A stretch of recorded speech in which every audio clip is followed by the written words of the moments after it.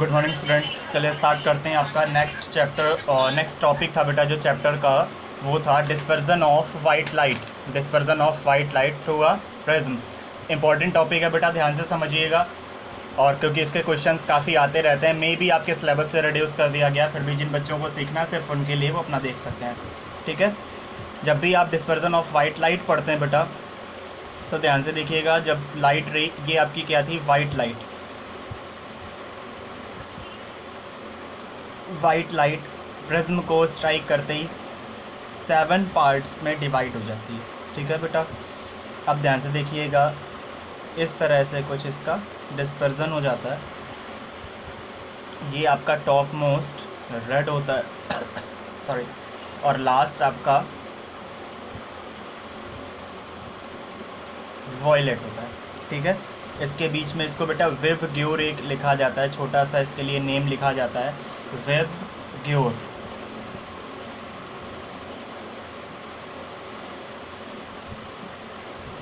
कुछ इस तरह से होता है बेटा। 7 कलर, 1 2 3 4 5 6 और 7। अब ध्यान से देखना, वेब ग्योर का मतलब क्या होता है बेटा। मैं आपको अलग से लिख के दिखाता हूँ।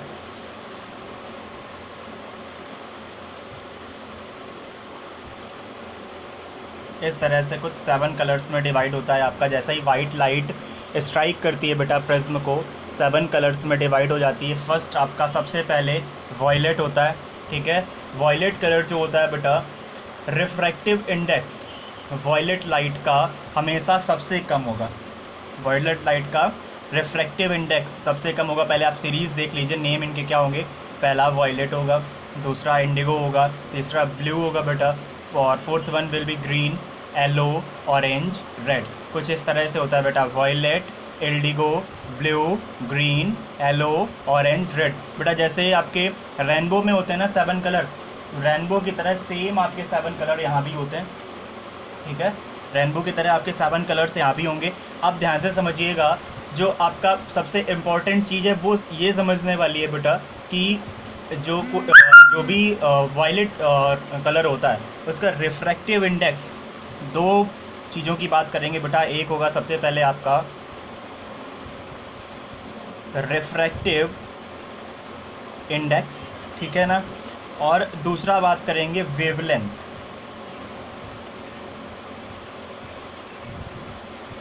वेवलेंथ पहला होगा बेटा क्या, रिफ्रैक्टिव इंडेक्स, दूसरा क्या है आपके लिए, वेवलेंथ। अब रिफ्रैक्टिव इंडेक्स और वेवलेंथ में बेटा समझते हैं कि डिफरेंस क्या है या इसका यूज़ क्या है, इसका काम क्या होता है। रिफ्रैक्टिव इंडेक्स सिंपल सा होगा बेटा, लोएस्ट होगा वॉयलेट का और हाईएस्ट होगा रेड का। जैसे ही आप violet, indigo, blue, green, yellow, orange, red की तरफ बढ़ते जाएंगे, वैसे वैसे आपका रिफ्रैक्टिव इंडेक्स बढ़ता जाता है, इंक्रीज़ करता जाता है और बढ़ता जाता है। ठीक है, और वेवलेंथ, जैसे जैसे रिफ्रैक्टिव इंडेक्स बढ़ेगा सेम एज आपकी वेवलेंथ भी इंक्रीज़ करती है, ये याद रखिएगा। रिफ्रैक्टिव इंडेक्स के साथ आपकी वेवलेंथ भी रेगुलरली इंक्रीज़ करती जाएगी। आपने देखा होगा बाइक्स में जो रेड कलर होता है बैक साइड पे ही लगाया जाता है। क्यों? क्योंकि उसका बेटा रिफ्रैक्टिव इंडेक्स मैक्सिमम होगा और वेवलेंथ भी क्या होती है, सबसे ज़्यादा होती है। बहुत दूर से उसको साइन करता हुआ या लाइट करता हुआ देखा जा सकता है। लेकिन जब आप फ्रंट पे पहुंचते हैं, किसी भी व्हीकल के फ्रंट पे पहुंचते हैं, तो वहाँ पे आपको येलो लाइट दिखती है, क्योंकि इसका scattering of light yellow light में मैक्सिमम होता है। स्कैटरिंग ऑफ लाइट इसके बाद में आप पढ़ेंगे, तो जो स्कैटरिंग ऑफ लाइट होता है उसमें मोस्ट ऑफ केसेस में जहाँ भी स्कैटरिंग ऑफ लाइट यूज़ करना होता है वहाँ हर जगह आपको येलो लाइट ही यूज़ करना होता है। ठीक है ना, आप ध्यान से समझिएगा।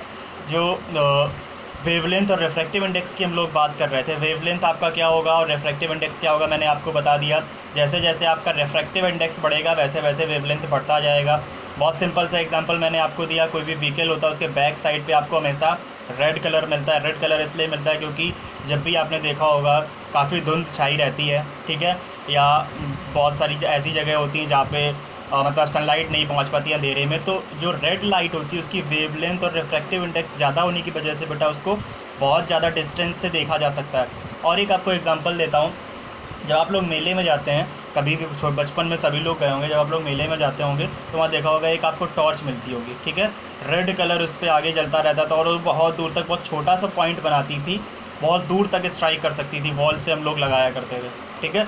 तो वो जो रेड कलर की टॉर्च थी, अगर उसी टॉर्च की प्लेस पे आप लेंस भी यूज़ करके अगर येलो कलर का बल्ब लगाते तो उसकी वेवलेंथ पहले उतनी ज़्यादा नहीं होती, ना रिफ्रैक्टिव इंडेक्स उतना ज़्यादा होता, तो वो इतनी दूर तक आपकी जाती नहीं लाइट। दैट्स वाई वहाँ पे रेड लाइट यूज़ की जाती है। तो रेड लाइट इसी से बेटा एक्सपेरिमेंट किया गया था। ये एक एक्सपेरिमेंट था जिसके बेसिस पे व्हीकल्स के बैक साइड पर रेड कलर यूज़ किया गया, जिसकी वेवलेंथ और रिफ्लेक्टिव इंडेक्स ज़्यादा होने की वजह से जब कभी आप अंधेरी जगह में भी जा रहे होते हैं तो पीछे से आके कोई स्ट्राइक नहीं करता है। आप लोगों ने देखा होगा मोस्ट ऑफ केसेस में एक्सीडेंट कब होते हैं, जब व्हीकल्स के बैक साइड की लाइट, जो बैक साइड की लाइट होती है वो क्या हो जाती है, ख़राब।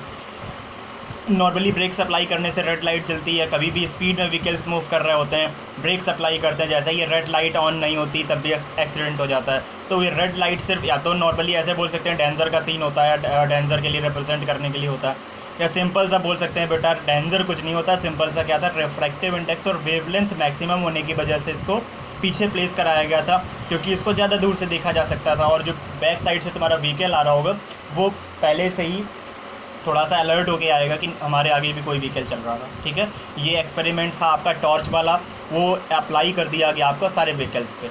यही आपका है refractive dispersion of white light through a prism.